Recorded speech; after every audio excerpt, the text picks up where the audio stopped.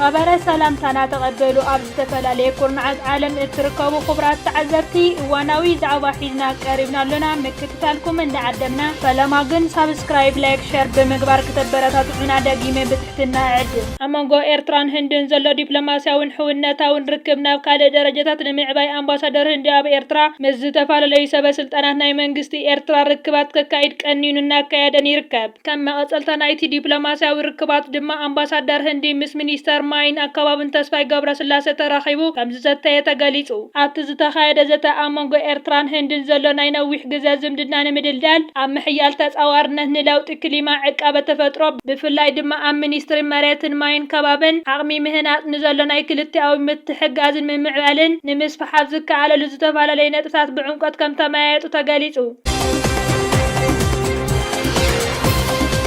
ኣብ 6 ወርሒ ጥራይ 42,000 ሰራዊት ብልጽግና ከም ዝተበተነ ኢትዮ ፎረም ዝተባሃለ ናይ ኢትዮጵያ ሚድያ ሓቢሩ ካብ ዝሓለፈ 6 ወርሒ ጀሚሩ ክሳብ ሕጂ ሰራዊት ብልጽግና ንኤርትራ ዓሰብን ንትግራይ ንምውራር ኢሉ ናብ ደቡብ ትግራይ ኣብ ዝተጸግዐሉ እዋን 42,000 ኣባላት ሰራዊት ብልጽግና ካብ ስራሕ ወጻኢ ኮይኖም ከም ዝተበታተኑ ገሊጹ እዞም ዝተበታተኑ 42,000 ኣባላት ሰራዊት ብልጽግና ካብ ዝተዋሃቦም ግዳጅ እናመለቑ ናብ ፋኖን ኦነግን ሰራዊት ትግራይን ከም ዝተበታተኑ ንናይ ኢትዮጵያ መከላከያ ምንጭታት ብምጥቃስ ኢትዮ ፎረም ሓቢሩ ብፍላይ ድማ ዕጡቃት ፋኖ ኣብ እዋን ግዳጅ ንዝንቀሳቐሱ ኣባላት ሰራዊት ብልጽግና ከም ሞርታርን ድሽቃን ዝተዓጠቑ ብብርክት ዝበለ ገንዘብ እናኸፈሉ ከም ዝወስድዎምን ንገሊኦም ምስ በዓሎም ከም ዘሰልፍዎምን ናብ ገጾም ክኸዱ ንዝደልዩ ድማ ናብ ገጾም ከም ዝሰድዎም ገሊጹ እዚ ምፍርራስ ሰራዊት ሕማም ርእሲ ዝኾኖም ላዕለዎት ኣመራርሓ እቲ ስርዓት መርመራታትን ወላ እንተጀመሩ ዘምጽእዎ ለውጢ ከምዚ የለውን ሓቢሩ ብፍላይ ካብ ዝተፈላለዩ ከባቢታት ኢትዮጵያ እናመጹ ናብ ደቡብ ትግራይ ኣብ ዘስፍረሉ ዘሎ እዋን ቁጽሪ ካብ ኣሃዶም እናመለቑ ዝጠፍኡ ሰራዊት ብበዝሒ ወሲኹ ምህላው ንምፍላጥ ተኻኢሉ ኣሎ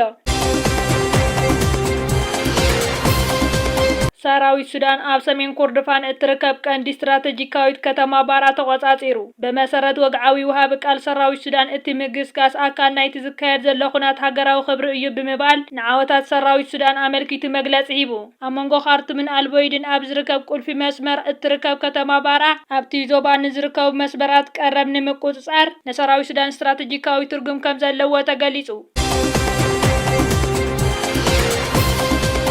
ኢራን ምስ ትራምፕ ክትደራደር ተገዳስነት የብላን ክብል ፕሮፌሰር መሐመድ ማራንዲ ገሊጹ እቲ ቀዳም ዕለት 28 ለካቲት 2026 ዝጀመር ደማዊ ኩናት ኢራን ምስ ኣሜሪካን እስራኤልን መበል 70 መዓልቲ ሒዙ ይርከብ ኣሜሪካ ብመሪሕነት ዶናልድ ትራምፕ ንዓለም ለኻዊ ሕግታት ንልዕላውነት ኢራን ብምጥሓስ ምስ እስራኤል ተላፊና ኩናት ምጅመራ ዝፍለጥ እዩ መንግስቲ ኢራን ድማ በቲ ዘጋጠመ ነገር ብምሕዛንን ብምቁጣዕን ብምሁራትን ክኢላታትን ኣቢሉ ኢራን ምስ ምምሕዳር ትራምፕ ክትደራደር ተገዳስነት የብላን ክብል معلو إذا خمزيلون كلا أمريكان إسرائيل نت قبل على إيران زجمر أخنات كعمقون كسف عند سعرتاتي جبر خمس اللوات أو صعبات يحبروا جل هاجرات نازح حساب كعمرون كلها جل دمان عالم لخاو حقتات متكلات نزت حسب مخانو إذا كب زيئت والو أم جلاس يركب اللوا جل هاجرات دم باسم حبرا وسم معات نزل لون كالكيدانن نزل لون والتهدرا ونقطات أمريكا خط كمال تقل يايلن فقاده بخمس اللوا يجلات أبز قدا إزي عديبهم كابزوها وزلوا حسابات وهاب تريتون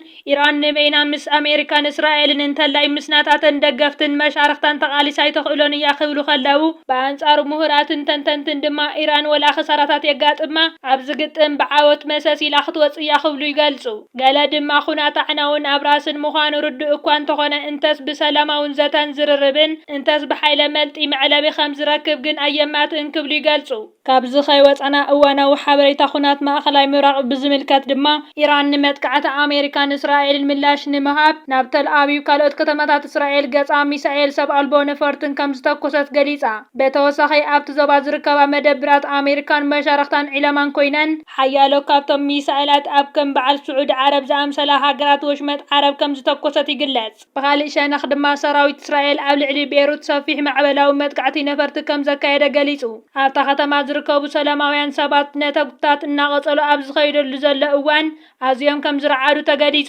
እስራኤል ኣብ ርእሲ ከተማ ኢራን ማለት ቴሄራን እውን ሓድሽ መጥቃዕቲ ከም ዝፈጸመት ገሊጻ። ብተመሳሳሊ ኣሜሪካ ንወተሃደራውያን ዕላማታት ኢራን ንምውቃዕ ብክልተ ዝዓይነተን ሰላሕታዊ ነፈርቲ ኣዋፊሩ ከም ዘሎ ይግለጽ። እተን ከበድቲ ቦምባታት ዝድርብያ ነፈርቲ ኣብ ትሕቲ መሬት ንዝርከብ መወንጨፊ ሚሳኤላት ወተሃደራዊ ትሕተ ቅርጽን ብዓሰርተታት ዝቑጸር 907 ኪሎ ዝምዘኑ ትሕቲ ምድሪ ኩዒቶም ወይ ፈንጢሶም ኣትዮም ከጥቅዑ ዝኽእሉ ቦምባታት ከም ዝደርበዩ ገሊጹ። ብተወሳኺ ስርዓታት ምክልኻል ኣየር ስዑዲ ንመጥቃዕቲ ሚሳኤላት ሰብ ኣልቦ ነፈርትን ኢራን ከም ዝዓገተት ገሊጻ። ኣብ መንጎ ኢራንን ልፍንቲ ኣሜሪካን እስራኤልን ዝካየድ ዘሎ ኩናት እናተጋደደ ኣብ ዝኸየደሉ ዘሎ እዋን ኣብ መላእ እቲ ዞባ መጥቃዕቲ ኣየር ምውንጫፍ ሚሳኤላትን መጥቃዕቲ ሰብ ኣልቦ ነፈርትን ይቕጽል ከም ዘሎ እዚ ድማ እቲ ግጭት ኪንዮ እቲ ዞባ ከይከይድ የሰግእ። ዝኸበርኩም ተዓዘብትና ንሕጂ ዝበልናዮም ዜናታት ኣብዚ ዛዚምና ኣለና። ኣብ ዘለኹሞ ሰናይ ግዜ እንዳተመነና ኣብ ዝቕጽል ቪድዮታት ክበጽሓኩም ሳብስክራይብ ዘይገበርኩም ሳብስክራይብ ክትገብሩ ብኽብሪ ንዕድም።